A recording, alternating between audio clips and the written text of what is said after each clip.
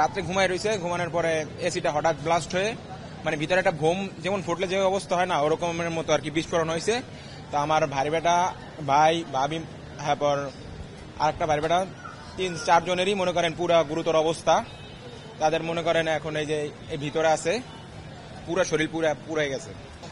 আমার বড় ভাইয়ের হচ্ছে হলো 40% আর হলো 47 আর কি, আর বাইরে বেটার হচ্ছে হলো বড়টার হচ্ছে 40, আর ছোটটার হচ্ছে হলো 8%, আর ভাবির হচ্ছে হলো 15%।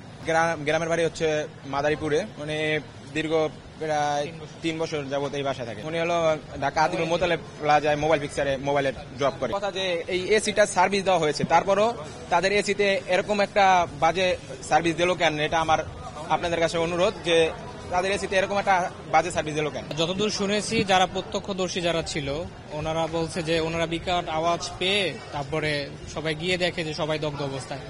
আর যারা দগ্ধ হয়েছে মানে আমার আপু, ভাই, ভাগিনা, ওরা তো দুইজনে ছোট, যারা ওরা তো অসুস্থই। তো আপু আর ভাইয়ের থেকে যেটা শোনা গেল যে তারা যেভাবে বলছে যে তারা 11টা নাগাদ এসি ছেড়ে যে যার মতো ঘুমিয়েছিল।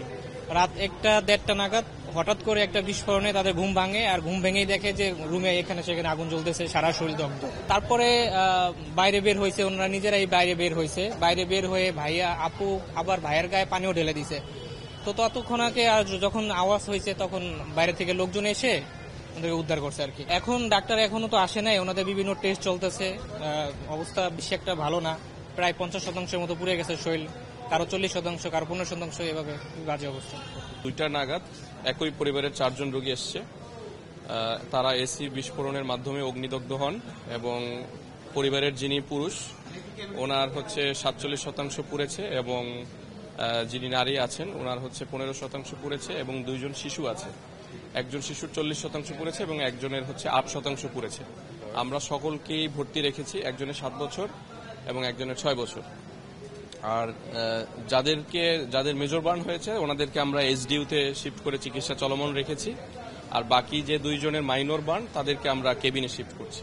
পুরুষ রোগী যিনি আছেন ওনার মুখমণ্ডল পুড়েছে, ওনাকে আমরা সাসপেক্টেড ইনহেলেশন ইনজুরি হিসেবে চিকিৎসা শুরু করেছি, কিন্তু শ্বাসনালী পুড়েছে এটা এখনো ওনার সিমটমগুলো আসেনি। একজনের 47% এবং একজনের 40%, ওনাদের 2 জনকে আমরা আশঙ্কাজনক বলছি।